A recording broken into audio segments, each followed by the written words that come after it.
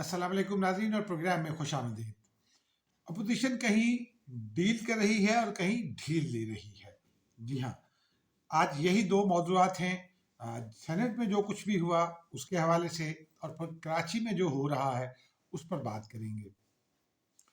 शुरू में जो मैंने नाज़रीन अभी इंट्रो में कहा कि कहीं डील कर रही है और कहीं ढील दे रही है, वो यूँ समझिए कि एक ही सिक्के के दो रुख हैं। सेनेट में अपोजिशन को पहले से इल्म था कि स्टेट बैंक का बिल मंजूर होने के लिए आना है किसी वक्त।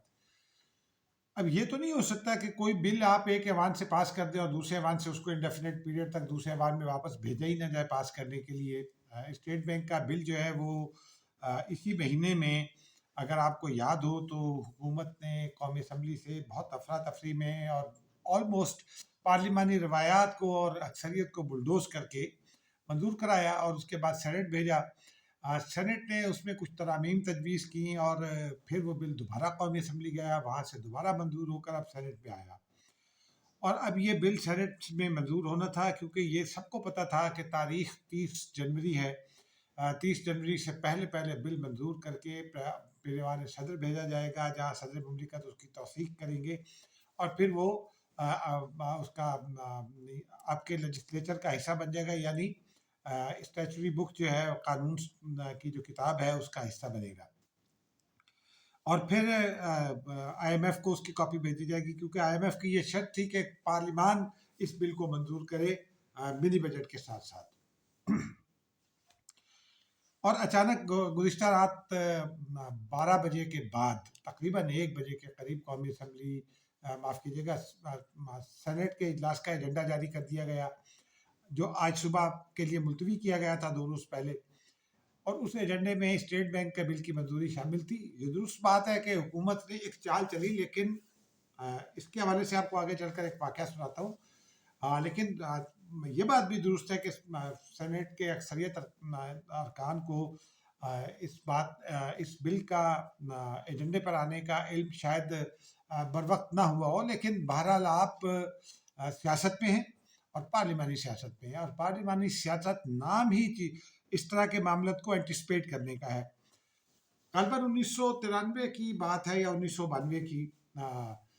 मंजूर भट्टू साहब पंजाब में वज़ीर आला बन गए थे। मियाँ नवाज शरीफ साहब अपने अरकान को लेकर इस्लामाबाद आ गए थे और उस वक्त ये कहा जाता था कि नवाज शरीफ 10 किलोमीटर के वज़ीर आज़म हैं, यानी इस्लामाबाद तक महदूद हो गए हैं, क्योंकि सिंध के वज़ीर आला जाब सादिक अली उनके ख़िलाफ़ हो गए थे और गुलाम इसा खान के साथ मिल गए थे। मीर अफजल खैबर पख्तूनख्वा में थे, वो भी गुलाम इसा खान साहब के साथ मिल गए थे। और फिर पंजाब के वज़ीर आला जो हैं मंजूर भट्टू, वो थे ही गुलाम इसा खान साहब के आदमी उस वक्त, और पीपल्स पार्टी को इत्तेहाद में मिलाकर वो अपने 12 अरकान की बुनियाद पर वज़ीर आला पंजाब बने थे।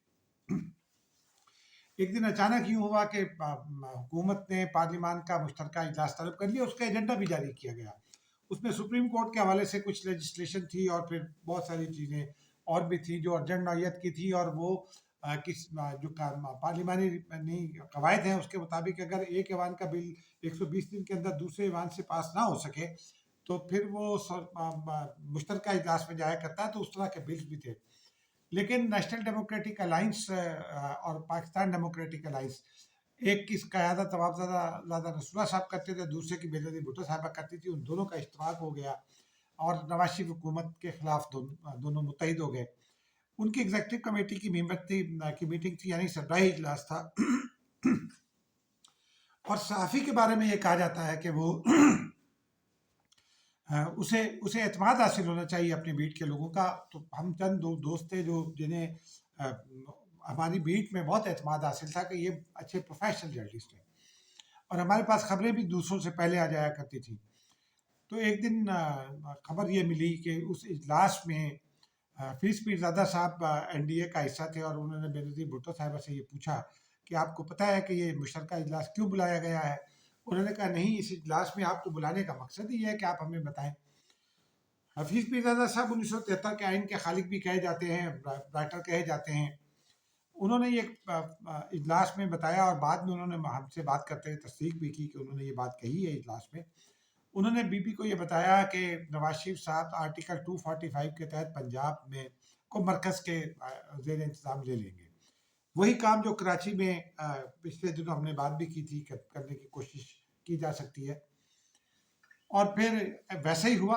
उस वक्त मौजूदा जो वज़ीर इत्तलात थे फवाद चौधरी, इनके ताया चौधरी अल्ताफ़ हुसैन पीपल्स पार्टी में थे और वो गवर्नर पंजाब हो गए थे। फिर बाद में वो फौत हुए तो राजा सरूप उनकी जगह बने और उन्होंने दिलेरी का मुजाहरा किया और एक बावकार शख्स होने का मुजाहरा किया। तो पंजाब में पर जो कब्ज़े की ख्वाहिश थी उस वक्त वफाक की, यानी वफाकी हुकूमत की, वो पूरी ना हो सकी।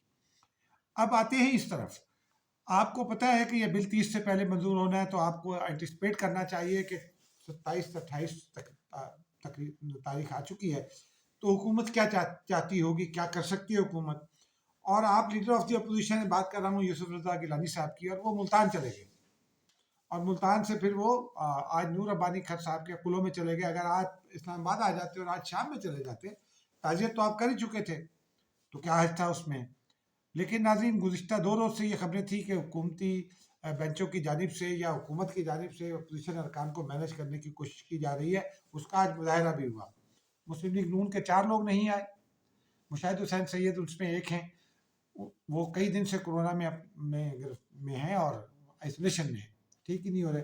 शौकत तरीन साहब ओमिक्रॉन का शिकार हुए और 3 दिन में के बाद बाहर आकर उन्होंने प्रेस कॉन्फ्रेंस कर डाली और आज चौथे दिन वो 5वें दिन साइलेंट में थे। उन्होंने स्टेट बैंक का बिल पेश किया। नुज़रत सादिक साहिबा कनाडा में हैं, उनको वापस नहीं बुलाया गया मुस्लिम लीग नून की जानिब से, और इसी तरह उनके और 2 अरकान मौजूद नहीं थे। बीएनपी के लोग मौजूद नहीं थे। बीएनपी बेंगल का जो सेनेटर है वो भी मौजूद नहीं थे। इस तरह से जो अपोजिशन के अरकान हैं वो तकरीबन 9 अरकान शॉर्ट थे यूसुफ रजा गिलानी साहब को मिलाकर। अब उसमें एक सिकंदर महंद्रो साहब हैं जो अमेरिका में ज़ेर इलाज हैं, वो नहीं आ सकते थे। नुसरत सादिक साहिबा को बर वक्त कोशिश की जाती तो शायद वो वापस आ जाते। मुशाहिद हुसैन सैयद अगर ना भी आते तो भी अपोजिशन की अक्सरियत रहती। शफीक तरीन साहब भी नहीं आए। एएनपी के एक सेनेटर के बारे में ये कहा गया कि गिनती के वक्त ईवान से चले गए, फिर बाद में उन्होंने कहा नहीं जी नहीं, मैं तो गिनती के बाद गया। जो भी है वो बात सामने आ जाएगी अगले 2-4 रोज़ में। लेकिन 42 के मुकाबले में 43 वोटों से हुकूमत जीत गई। हुकूमत बहुत बगलें बजा रही है, लेकिन उनसे भी ये सवाल बनता है कि आपके तो 42 वोट थे और 42वां वोट भी पहले तो ये हुआ कि इजलास शुरू हुआ तो हुकूमती अरकान पूरे नहीं हो रहे थे, तो उसको किया गया आधे घंटे के लिए मौखर किया गया इजलास को। और उसके बाद फिर डॉक्टर ज़रक़ा जो हैं वो कोरोना का शिकार हैं, उन्हें ऑक्सीजन लगे हुए लाया गया ऐवान के अंदर, पूरे ऐवान को ख़तरे में डाला गया। और ये हुकूमत कहती है कि हम कोरोना के खिलाफ लड़ रहे हैं। एक बिल की खातिर आपने जिसको आप 2 रोज़ बाद मंजूर करा लेते, अपोजिशन से मुज़ाकरात करते, उसकी तरमीम ले सकते थे। लेकिन हमारी हुकूमत की रवायत है कि अपोजिशन को बुलडोज ही करना है उन्होंने। बहरहाल पूरे ऐवान को ख़तरे में डालकर मुकम्मल किया गया तो 42 वोट निकले। और फिर चेयरमैन को, जो रेयर एक एग्जाम्पल होती है, चेयरमैन सादिक संजरानी को अपना वोट कास्ट करना पड़ा। कास्टिंग वोट उसे कहते हैं। तो नाज़रीन, लेकिन अपोजिशन को पर ये इल्ज़ामात मुसलसल लग रहे हैं, क्योंकि ज़ाहिर सी बात है उसके अरकान यहाँ मौजूद नहीं थे। सबको पता था कि इजलास होना है, तो कोयटा में जो अरकान थे उनके कोयटा में रहने का क्या जवाब था। वो कल शाम उन्हें आ जाना चाहिए था। अगर वो 2 अरकान या 3 अरकान आ जाते कोयटा से तो अपोजिशन जीत जाती। आप पर बात छोड़ने का मकसद यही है कि आप खुद ये फैसला करिए कि क्या। और फिर गिलानी साहब ने एक वजाहत दी। उन्होंने कहा जी मुझे तो सुबह पता चला, रात 1 बजे समन घर इस्लामाबाद की रिहाइशगाह पर जो है वो सर्व कराया गया, तो और फिर सुबह मुझे पता चला तो मेरे लिए पहुंचना मुमकिन नहीं था, तो भाई आप कल आ जाते। और एक और अहम बात, यूसुफ रजा गिलानी साहब जिन 4 वोटों की बुनियाद पर लीडर ऑफ द अपोजिशन है, वो दिलावर खान ग्रुप के हैं। दिलावर खान साहब नून लीग में थे। नून लीग के टिकट पर आज़ाद हैसियत में मुंतखब हुए थे, क्योंकि उस वक्त एक कानूनी मसला बन गया था। लेकिन वो अपना ग्रुप बनाकर हुकूमत की हिमायत कर रहे हैं और आज तक उन्होंने हुकूमत की हिमायत से हाथ नहीं खींचा। अपोजिशन में कभी एक दफ़ा भी वोट नहीं डाला, सिवाय यूसुफ रजा गिलानी को लिख कर देने के कि जी हम आपके साथ हैं। और गिलानी साहब की अखलाकी हैसियत अब सवालिया निशान बन गई है। नाज़रीन, अब इस मौजू पर मज़ीद किसी वक्त बात करेंगे, क्योंकि हुकूमत अब मजबूत होती दिखाई दे रही है और वज़ीर आज़म का इत्मीनान ये बता रहा है कि अपोजिशन उनका कुछ नहीं बिगाड़ सकेगी, चाहे जो मर्जी हो जाए। अब आते हैं कराची की तरफ। 2 रोज़ पहले जो MQM पर लाठीचार्ज हुआ اس کی وجوہات تو آپ سب کو پتہ ہے کہ MQM نے اچانک رخ موڑا اور CM ہاؤس چلی گئی، سیکیورٹی کے معاملات ہیں، جو کچھ بھی ہوا۔ اس کے بعد ایک اسلم بھائی کے فوت ہو گئے، انہوں نے ان کو شہید قرار دیا، لیکن اس پر ہوشبہ انکشافات کل سامنے آئے پر سندھ پولیس نے بہت سوئفٹلی ایکٹ کیا، اور جو کال ڈیٹا ریکارڈ ہوتا ہے CDR جس کو کہتے ہیں، وہ لے آئے اور لوکیشن ساری ٹریس کر لی ان کی۔ اسلم بھائی میٹروپول ہوٹل سے پریس کلب چلے گئے تھے، وہ تو CM ہاؤس گئے نہیں، ان پر تشدد کیسے ہو سکتا ہے اگر وہ CM ہاؤس نہیں گئے؟ اور یہ ریکارڈ موجود ہے کال کا بھی، اور کال ڈیٹا ریکارڈ بھی، اور لوکیشن ریکارڈ بھی موجود ہے۔ اور پھر وہ واپس چلے گئے پریس کلب سے، اور راشد میناس روڈ پر ان کو دل کا دورہ پڑا، جو قریبی NICVD کا کنٹینر سینٹر ہے، وہاں ان کو لے جایا گیا، وہاں سے پھر مین NICVD بھیجا گیا جہاں ان کی موت ڈکلیئر کر دی گئی، اور اس کے بعد پھر MQM انہیں لے گئی جناح ہاسپٹل، اور پھر وہاں سے شور ڈال دیا۔ اب ناظرین، یہ ہماری سیاسی اخلاقیات ہیں۔ MQM جو پتہ نہیں کیا کیا باتیں کرتی ہے، کیا کیا دعوے کرتی ہے، اس نے اس قدر اخلاقیات کا مظاہرہ کیا کہ ایک موت کو، ایک جوان شخص کی موت کو اپنے سیاسی مقاصد کے لیے استعمال کیا۔ میں سمجھتا ہوں یہ قابل مذمت ہے۔ میں MQM کی مذمت تو نہیں کر رہا، لیکن ذاتی طور پر یہ سمجھتا ہوں کہ یہ قابل مذمت ہے۔ لیکن پھر MQM مزید ایک قدم اور MQM کو حکومت سندھ نے پیچھے دھکیلا۔ وزیر اعلیٰ سندھ نے نوٹس لے لیا فوری طور پر، ٹھیک ہے۔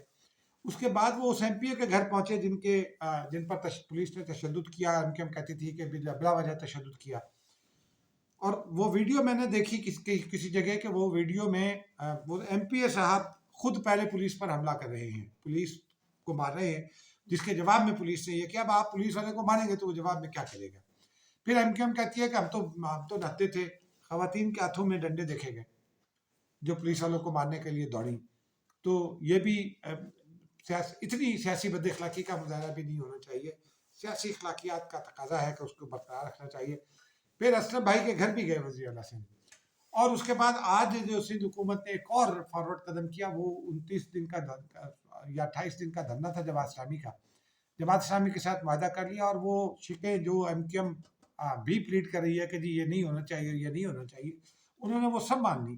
جماعت اسلامی کے ساتھ معاہدہ کر لیا، میئر کو اختیارات دے دیے، جو بلدیہ کا یعنی کہ بلدیہ عظمیٰ کراچی کے جو اسکول ہیں وہ بھی میئر کے حوالے کر دیے، حالانکہ MQM کے پاس جب وہ تھے، اور ابھی پچھلے دنوں تک MQM کے پاس تھے، تو ان اسکولوں میں 8-9 مہینے سے ٹیچرز کو تنخواہیں نہیں ملی تھی۔ اب اگر آپ تنخواہیں نہیں دیں گے، اور سندھ حکومت کو تنخواہیں دینی ہے، تو پھر وہ اپنے اختیار میں کیوں نہیں لے گی؟ تو اس طرح کے، اور صحت کے معاملات اور بہت سارے ایسے معاملات جو بلدیہ کے پاس ہونے چاہیے، وہ واپس بلدیہ کو دینے کا معاہدہ کر لیا گیا جماعت اسلامی سے۔ یہ MQM کو سندھ حکومت نے بیک فٹ پر دھکیل دیا، کیونکہ MQM کے لیے اب یہ مشکل ہو گیا ہے کہ وہ اپنے اسٹینڈ پوائنٹ پر کھڑی رہے۔ وہ تشدد کے خلاف کھڑے ہوئے ہیں، لیکن ابھی میرا نہیں خیال کہ اب ان کی تاریخ میں اتنا دم رہے گا۔ جو ہے، جو ان کو کل ملا تھا، وہ آج سندھ حکومت نے اس کو نل اینڈ وائڈ کر دیا، بیلنس کر دیا ہے۔ PTI کے غبارے سے بھی اس ایکٹ سے ہوا نکل گئی ہے۔ لیکن ایک بات آپ اور کہنا چاہتا ہوں کہ جماعت اسلامی کی اس کنسسٹنسی کے نتیجے میں جماعت اسلامی کا اسٹیک کراچی میں ختم ہو گیا تھا۔ جماعت اسلامی کے کراچی کی سیاست میں اسٹیکس بڑھ گئے ہیں، اور ایک جانب پیپلز پارٹی جہاں کراچی کو ون کرنے کی کوشش کر رہی ہے، کچھ پاکٹس میں کام کر رہی ہے، وہاں ان علاقوں میں جہاں PTI لوز کر رہی ہے اپنے اراکین کے وہاں حلقوں میں نہ جانے کے باعث، اور جہاں MQM موجود ہے وہ بھی لوز کر رہی ہے اپنی مسلسل حکومت کی گود میں بیٹھے رہنے کے باعث، وہاں جماعت اسلامی کو اس کا فائدہ ہو سکتا ہے۔ جماعت اسلامی کے اسٹیک بڑھ گئے، لیکن جماعت اسلامی کی ذمہ داریاں بھی بڑھ گئی ہیں۔ یہ اس کی پولیٹیکل فتح ہے، اور یہ فتح اور یہ معاہدہ جو پچھلے کچھ سالوں سے سراج الحق صاحب اور آصف علی زرداری کے درمیان رابطے قائم رہے ہیں، میری اطلاع کے مطابق یہ اسی کا نتیجہ ہے۔ اور اوپر کے لیول پر جب یہ بات ہوئی تو اس کے بعد سندھ حکومت اور جماعت اسلامی کا معاہدہ ہو گیا، ورنہ 27, 28, 29 دن تک یہ معاہدہ نہیں ہو رہا تھا۔ ناظرین، مجھے اجازت دیجیے، کل کوشش کریں گے کہ کسی اور موضوع پر بات کریں۔ اب تک کے لیے اتنا ہی، خدا حافظ۔